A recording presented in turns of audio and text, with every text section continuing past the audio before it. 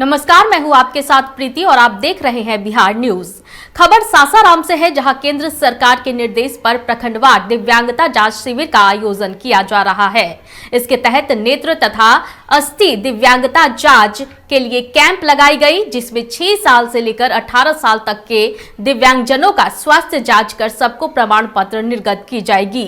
संकुल संसाधन केंद्र सासाराम में आयोजित शिविर में शिक्षा विभाग के अलावा स्वास्थ्य विभाग के भी अधिकारी मौजूद रहे। यहाँ पे सेंट्रल गवर्नमेंट के ऑर्डर से कैंप लगाया गया, जिसमें अस्थि रोग और नेत्र रोग 2 चीज़ की विकलांगता प्रमाण पत्र निर्गत किया जा रहा है। इसमें सबसे पहले कि 6 से 18 आयु वर्ग के बच्चों को बनाया जा रहा है।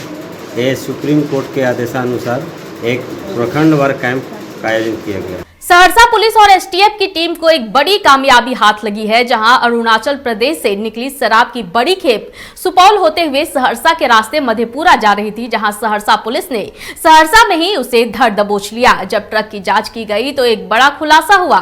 राजस्थान नंबर के 12 चक्के वाली ट्रक के तहखाने के अंदर बना हुआ था, जिसमें भारी मात्रा में विदेशी शराब रखी गई थी।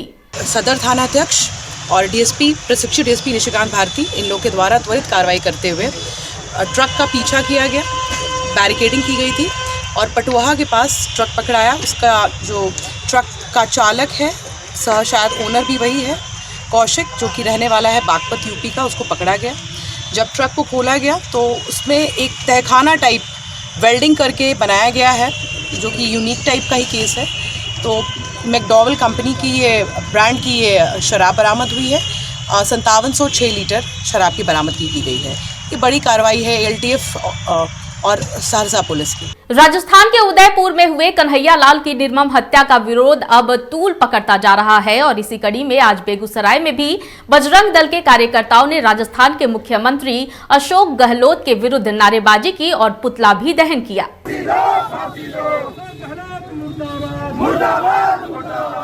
राजस्थान में कांग्रेस शासित राज्य में अशोक गहलोत के राज्य में जिस ढंग से एक साधारण परिवार का दर्जी का काम करता था, कन्हैया की निर्मम हत्या दिन दहाड़े दिन चौराहा पे कर देना, निश्चित रूप से कहीं न कहीं कांग्रेस की जो मंशा है, निश्चित रूप से एक जिहादी जिन्होंने कुकृत का काम किया है, उसको लेकर आज हम लोगों ने शांतिपूर्ण अशोक गहलोत का पुतला दहन हम लोगों ने आज यहाँ पर अभी हम लोग कर रहे हैं। निश्चित रूप से सिर्फ एक नुपुर शर्मा के समर्थन में अगर उन्होंने कुछ टिप्पणी किया तो इतना बड़ा दुस्साहस आप समझ सकते हैं कि ये मोदी का राज है। फांसी की सजा हम मांग कर रहे हैं। पलासी बीईओ के प्रतिवेदन के आधार पर बीपीआरओ के द्वारा नियमावली के विरुद्ध शिक्षकों का किए गए स्थानांतरण के विरोध में अररिया समाहरणालय स्थित धरना स्थल पर टेट प्रारंभिक शिक्षक संघ के बैनर तले अनिश्चितकालीन आमरण अनशन जारी है।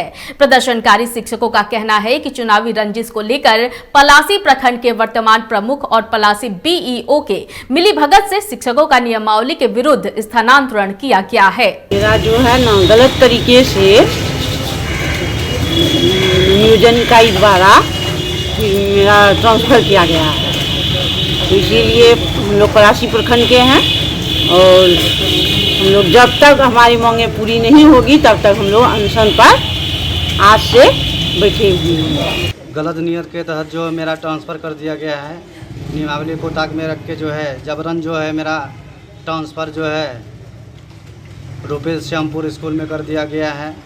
बीओ और बीआरपी और प्रमुख तीनों मिलके, इससे पहले जो है बहुत सारा टीचर का जो है ट्रांसफ़र किया गया था पलासी प्रखंड से, जिस पर हमने संज्ञान लिया। क्योंकि मैं प्रखंड अध्यक्ष टीटी प्रारंभिक शिक्षा संघ का प्रखंड अध्यक्ष हूँ पलासी का, जिस एवज में जो है खुन्नस खा के जो है प्रमुख बीओ बदले के भावना से मेरा ट्रांसफ़र कर दिया गया है।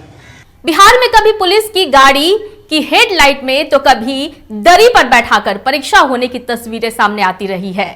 इसके बावजूद विभाग बेपरवाह है। अब मुंगेर से मोबाइल टॉर्च में परीक्षा होने का वीडियो सामने आया है। दरअसल बुधवार को जिले में महाविद्यालयों के बीए पार्ट 1 की परीक्षा हो रही थी।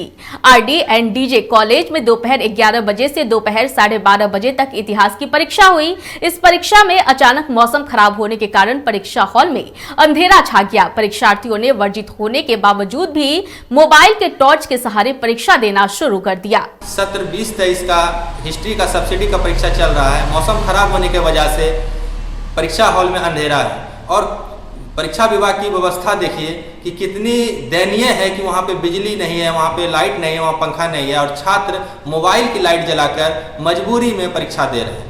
ऐसे में सवाल उठता है तो क्या यह परीक्षा कदाचार मुक्त है? पूरी तरह से मुंगेर विश्वविद्यालय छात्रों के भविष्य को अंधकार में डालने का काम कर रही है। मुंगेर के पीपल पाती रोड श्री 108 झारखंडी मंदिर से विश्व हिंदू परिषद एवं बजरंग दल के जिला मंत्री प्राणनाथ भारती के नेतृत्व में उदयपुर की घटना के विरोध में जुलूस के रूप में पीपल पार्टी रोड से पेपर चौक पर जाकर पुतला दहन किया गया।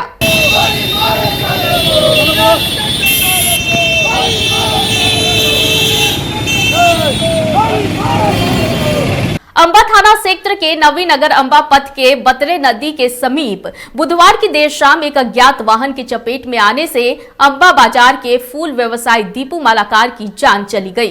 रात्रि टाइम मतलब 8:30 बजे नदी पार हुए, ऐसे अज्ञात वाहन मतलब अपने झटकों में मार दी और पता नहीं चला। इसके बाद हम लोग सदर अस्पताल ले गए, वहाँ से रेफर करने के बाद कुटुम्बा से औरंगाबाद सदर में लाए। इसके बाद यहाँ रेफर करने के बाद रास्ते में जब वहाँ ले जाने के क्रम में ये रास्ते में ही अपने निधन। एक बहुत दुखद घटना हुआ रोड एक्सीडेंट में 25 वर्षीय दीपू कुमार एक लड़का था हमारे क्षेत्र ददपा का कुटुम्बा का, उसकी मृत्यु हो गई।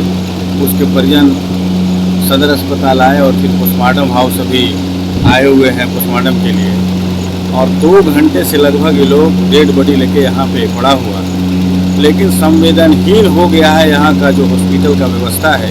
सीएस से मैंने 4 बार 5 बार बात किया, डॉक्टर का कोई उदय कुमार डॉक्टर है, उनसे जब हमने बात किया कहा कि इतना आपको घबराने की जरूरत नहीं है, दिन भर भी नहीं होगा, मेरी मर्जी से होगा पोस्टमार्टम।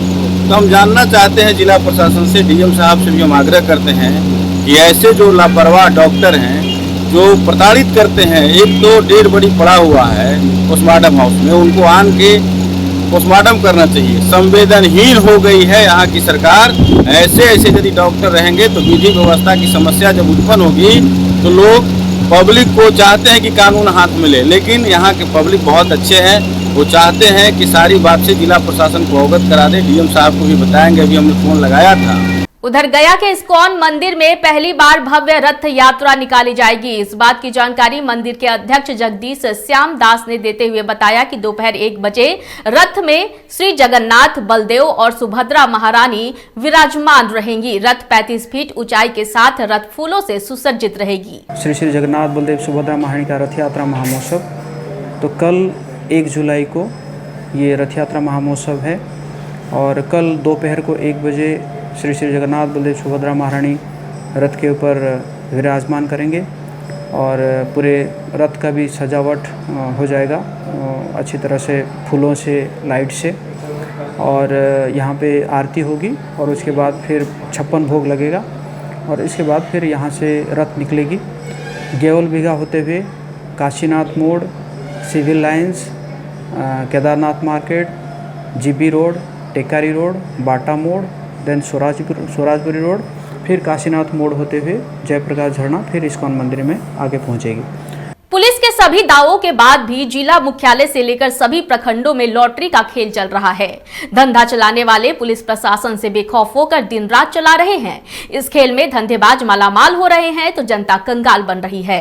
घर की संपत्ति तक दांव पर लगाकर इस खेल में पूरी तरह से लोग रम गए हैं। 2 नंबर गुमटी, मकससपुर, बेलन बाजार, खनका, जमालपुर, ओलीपुर, बरियारपुर समेत कई मोहल्लों में धड़ल्ले से लॉटरी का खेल चल रहा है। मैंने भी किया गया, वहाँ थोड़ा सर्च ऑपरेशन चला, बट वो लोग भाग गए थे और हमारा टीम बारिश होने के कारण उसको सामान लाना थोड़ा लेट हुआ, बट हम लोग। पश्चिम चंपारण जिले की विपिन हाई स्कूल में बिहार शिक्षा परियोजना पश्चिम चंपारण के द्वारा राष्ट्रीय स्वच्छ विद्यालय पुरस्कार 2021-22 का आयोजन किया गया, जिसमें बेतिया पश्चिम चंपारण जिले के RL international school Pipra Bettiah को स्वच्छ विद्यालय को लेकर सम्मानित किया गया। इस वक्त की बुलेटिन में फिलहाल इतना ही। मुझे दीजिए इजाजत, लेकिन देखते रहिए बिहार न्यूज। नमस्कार।